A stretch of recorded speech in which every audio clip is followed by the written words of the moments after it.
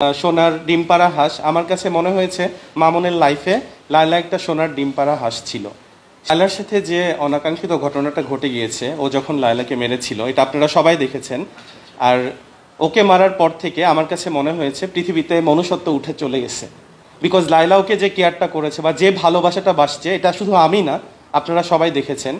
সেই মেয়ের গায়ে হাত দেওয়া তো দূরে থাক, অন্য কেউ হলে সবসময় মানে রানীর মতো তাকে রাখতো, আদরে সোহাগে। মানে আমি বলতে চাই, কিছুদিন আগে চিত্রনায়িকা পপি যে বলেছে উনি একটা সেই হাঁসকেও যেভাবে ফিজিক্যাল অ্যাসল্ট করেছে, এটা অন্য কোনো মানুষ হলে করতে পারতো না।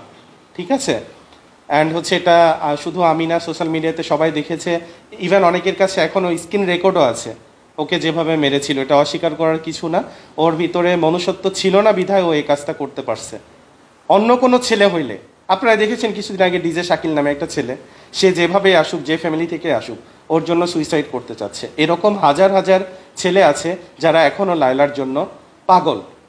লায়লা বলতে পাগল। অ্যান্ড আমি ন্যাশনাল ফুটবল টিমের কিছু ছেলে আছে, আমি নাম বলতে চাচ্ছি না, তারাও আমাকে পার্সোনালি নক দিয়েছে যখন লায়লার সাথে আমার ভিডিওগুলো ট্রেন্ডিংয়ে ছিল একটা সময়।